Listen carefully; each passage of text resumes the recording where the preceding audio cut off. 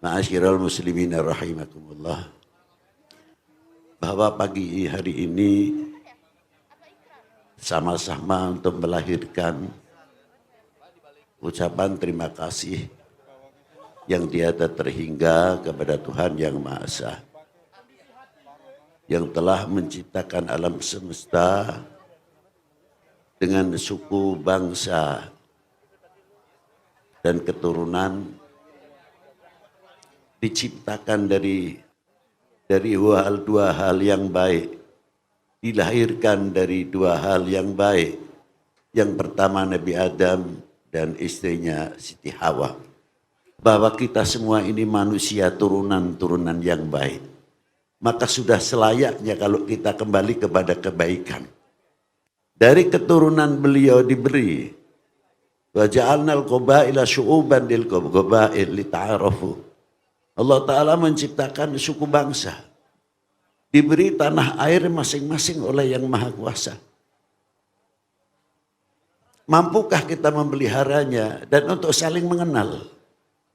Apakah yang dinamakan saling mengenal itu kita tahu, oh Habib Lutfi hidungnya mancung pasti turunan Arab.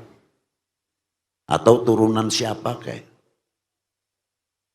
Habib Lutfi orang Indonesia, masalah hidung kebangsaan sendiri. Kita bukan golongan ayam Bangkok.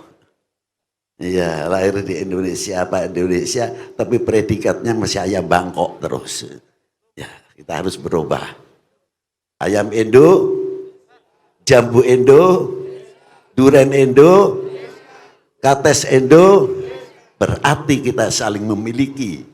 Kalau kita sudah memiliki, saya yakin ekonomi Indonesia tidak begitu lama akan tertata, akan lebih baik untuk kesejahteraan bangsa Indonesia. Nah itu diantaranya. Karena apa? Merasa memiliki, merasa handarweni. Itulah tuntunan para leluhur dahulu untuk saling mengenal. Bukan saling mengenal hanya melihat mata, melihat hidung, tidak. Sejauh mana kita saling mengenal? Apa melindungi hak-haknya masing-masing? Menghargai hak-haknya masing-masing. Dengan dasar apa? Dengan dasar ketakwaannya kepada Tuhan Yang Maha Esa. Itulah pembekalannya, khususnya untuk bangsa kami Indonesia. Sejauh mana tantangannya kita memiliki republik ini? Kenalkah siapa pendiri-pendiri bangsa ini? Yang telah ikut andil besar di dalam memerdekakan bangsa ini dari belenggu penjajah. Sehingga berkibarnya kembali sangsaka merah putih. Itu bukan hadiah kemerdekaan Indonesia, tapi berdarah. Perlu untuk menjadi cermin untuk kita semuanya. Dan kita bertanya, sudah mempunyai kontribusi apa untuk negara ini, untuk bangsa ini, atau mudah dipecah belah? Bangsa lain sudah maju. Bangsa lain ekonominya sudah hebat. Tapi kita selalu kita hampir banyak ketinggalan.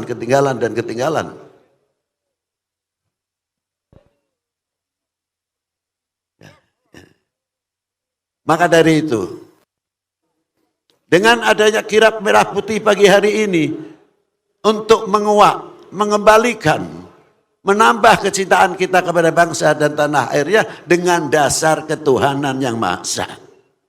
Diperkuat. Maka apabila cinta tanah air ini semakin melekat, semakin kuat, kita akan tahu hebatnya kehormatan bangsa, harga diri bangsa, jati diri bangsa. Semoga ini terukir di setiap lubuk hati kita semuanya. Lebih jauh untuk memiliki Indonesia. Lain daripada itu kita mengingat bagaimana perjuangan para pendiri bangsa sampai kita meraih kemerdekaan. Terkadang para bapak, para ibu, kita untuk membetulkan sangsaka merah putih di jalan yang miring saja dari tiangnya, itu terkadang sulit. Tidak terpanggil. Maaf Pak, sebentar saya diganggu, jangan itu dulu. Taruh dulu.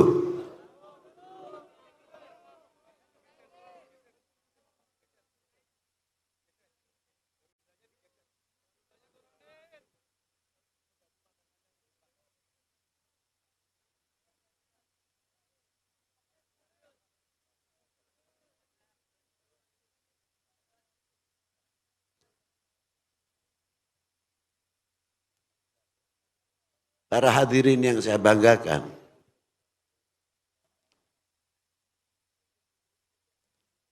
kita mengingat kesuburan apa yang ada di negeri kita ini, yang diperjuangkan oleh para beliau-beliau untuk menjaganya.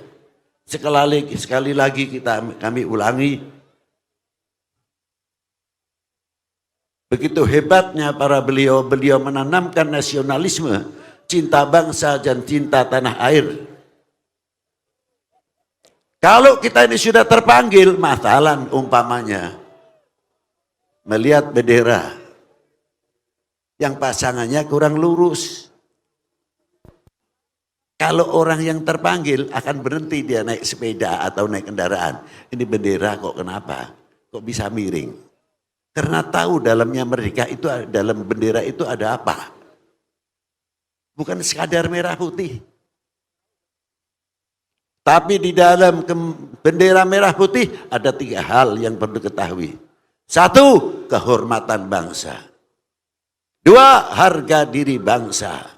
3, jati diri bangsa. Kalau kita mengerti menghormati, bukan mitos, luruskan. Karena itu kehormatan bangsa. Setuju? Jangan diam saja kalau lihat merah putih nggak benar. Di jalan terkadang 17 Agustus kita melihat, ya Allah, itu harga diri kita kok. Itu kehormatan kita. Terkadang sampai jatuh. Ada kalanya yang peduli, ada kalanya tidak. Kita ditanya sejauh mana sih cinta kita kepada bangsa dan tanah air ini. Itu tantangan. Maka dari itu saya mengingat ada salah satu ayat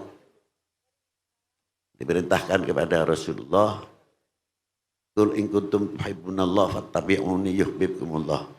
Bila mana engkau kalian umat ini mencintai kepada aku, artinya Allah Ta'ala, ikutilah. Baginda Nabi diperintah oleh Allah, ikutilah saya.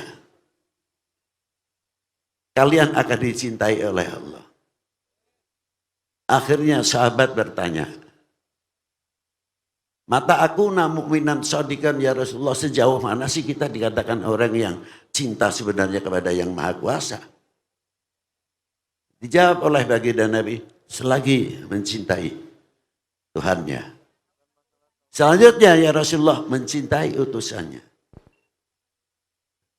Selanjutnya ya Rasulullah, mengikuti sunnahnya, tarekatnya. Mengapa kecintaan didahulukan? Karena dengan rasa cinta yang sebenarnya yang keluar dari lubuk hati akan menutupi kekurangan-kekurangan bangsa kita. Akan menutupi kekurangan-kekurangan anak republik ini. Tidak akan membuka aib-aib bangsa kita di muka umum atau di muka lainnya. Kalau perlu kita tutup aib-aib yang akan merusak bangsa kita. Bukan kita selalu terbuka untuk membuka supaya orang lain bertepuk kalau bangsa kita mudah dipecah belah. Betul? Maka dari itu, kalau orang yang cinta cenderung menutupinya. Karena apa? Mahabbahnya ikhlas. Tapi kalau orang yang tidak cinta, jangan tanya. Maka kadar bobot seseorang beriman adalah tergantung kecintaannya kepada aku, yakni Rasulullah. Kalau cintanya sama Rasulullah luar biasa, kepada para ulama, kepada tokoh agama luar biasa, imannya akan semakin meningkat. Tapi kebalikannya, kalau imannya semakin merosot, juga jangan tanya. Begitu pula cintanya kita kepada bangsa dan tanah airnya. Kalau sudah merosot, jangan tanya. Tapi kalau cintanya kepada tanah air luar biasa, semakin menjaga, semakin menjaga. Jangan sampai kata-kata ini dimanfaatkan oleh oknum-oknum yang akan memecah belah umat, yang akan memecah belah bangsa ini. Dimanfaatkan dari mana? Diobok-obok. Kalau begitu, kalau mau memecah belah umat, jauhkan kepercayaan umat ini kepada tokohnya. Kalau mau memecah belah bangsa ini, jauhkan kepercayaannya, kecintaannya kepada negaranya, baru bisa dipecah belah. Tapi kalau bangsa yang kuat dalam kecintaannya tidak mungkin akan dimanfaatkan. Karena kecintaannya yang luar biasa. Tapi yang tadi saya katakan, maka oleh oknum-oknum manusia ini diambil. Sebagaimana caranya memecah Indonesia. Supaya bisa dibagi berapa, dibagi berapa. Jauhkan kepercayaannya kepada pemerintahnya. Jauhkan kepercayaannya kepada TNI-nya. Jauhkan kepercayaannya kepada polisinya. Jauhkan kepercayaannya kepada para ulama dan tokoh agamanya. Baru Indonesia kayak tumpeng mau dibagi berapa. Wahai bangsaku yang kubanggakan, relakah negerimu terpecah belah? Jawab yang keras. Sekali lagi yang keras. Terima kasih. Wassalamualaikum warahmatullahi wabarakatuh.